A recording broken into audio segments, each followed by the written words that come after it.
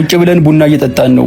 ሳታስበው ቡናው ተደፋባትና ሻሩክዬ ድረስ ብላጮች ፈገግ ብዬ የኔ ፍቅር እንዴት ነው ቆይ ሻሩክ ከህንድ ተነስቶ በዚህ ደቂቃ ውስጥ አንቺ ጋር የሚደርሰው? መልአክ አደረግሽው እንዴ አልኳት። ገላመጠችኝና ተነስታ ሄደች። ተአምረኛ ሚስት ነው ያለ። የህንዶች አማልክት ብዛት ያስገርመኛል። ያገኙትን ነገር ማምለክ ይመቻቸዋል። ህንድ ውስጥ ከሚመለኩ ነገሮች መካከል ዋነኛዋ ላም ናት። መንገድ ላይ የሄድን ድንገት ላም ካየው እጮኜ ካላመለኳት ትለኛለች በሚል ፍራቻ አይኗን በእጅ ሸፍኜው ነው ማልፈው።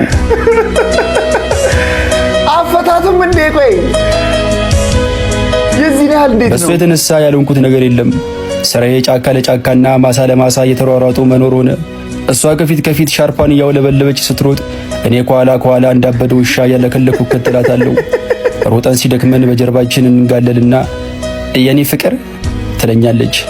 ወይ የቃጀልዬ አንድ ቀን ግን ህንድ ውቅያኖስ ሄጄ መዋኘት እፈልጋለሁ። ወይ ጉድ! ህንድ ውቅያኖስ እዚህ እንደለመድሻቸው መዋኛ ገንዳዎች መሰለሽ እንዴ? ስምጥ እኮ ነው። ፈገግ ብላ ይሁና ምን ችግር አለው? ምናልባት ብሰምጥ እንኳን እንደ ሻሩክ ገብተህ ታድነኛለህ። አንቺ ግን ሻሩክ ብለሽ በሻርክ ልታስበይኝ ነው እንዴ አላማሽ? አንተ ደግሞ አትንበጫበጭ እስቲ። ጌታ ክርሽና ይጠብቃል፣ ምንም አትሆንም። በል ተነሳውን ብላ እጄን ጎትታ አነሳችኝና ሩጫችንን ቀጠልን። ጌታ ክሪሽና መብረቅ ያውርድብሽ። ምን አይነት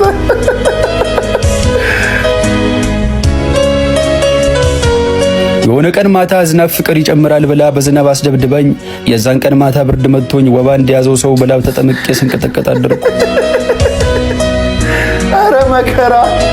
ኧረ መከራ ጠና።